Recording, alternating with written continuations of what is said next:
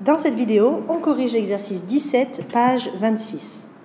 Alors la première chose, c'est de relire l'énoncé.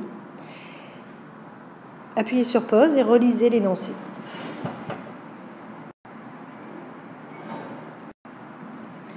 Maintenant que c'est relu, il faudrait comprendre ce que l'on nous dit. Alors, on nous parle d'abord d'un rapport mâle-femelle minimum de 1 pour 3. Alors, qu'est-ce que ça veut dire? C'est la première question qu'il faut se poser. C'est qu'est-ce que ça signifie? On nous dit 1 pour 3. Puis ça, on l'a vu en classe, on peut l'écrire sous forme de fraction. 1 sur 3. Puis pour comprendre vraiment ce que ça signifie, on va se mettre les unités. 1, c'est quoi? On nous dit de rapport mâle-femelle. Donc c'est 1 mâle pour 3 femelles. C'est ça qu'il faut. C'est ça qu'il faut au minimum. Donc si on a un mâle, il faut au minimum 3 femelles dans l'aquarium. Nous, on sait que dans l'aquarium A, on a 4 mâles pour 7 femelles. Et on veut savoir si ce rapport respecte le rapport 1 pour 3. Bon, mais il faut comparer des rapports entre eux. Et on va le faire. Il y a plusieurs manières de procéder. Je vais vous en montrer une. Regardez ici, j'ai un mâle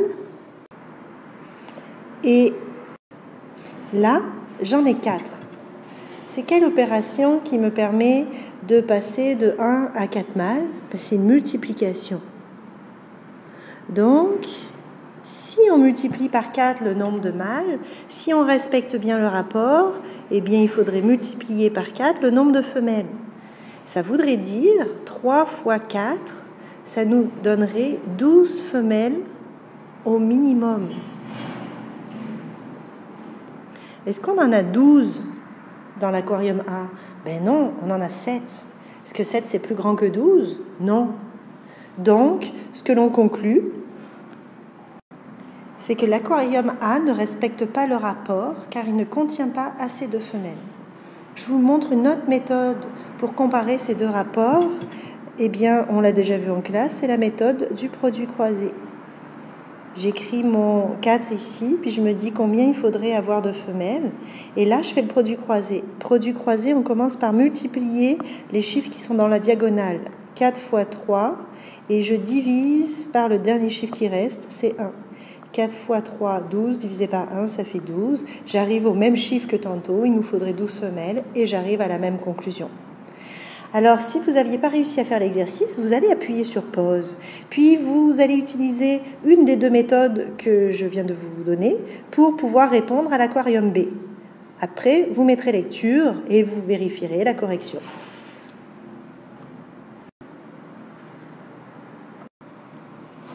Alors, on reprend pour l'aquarium B.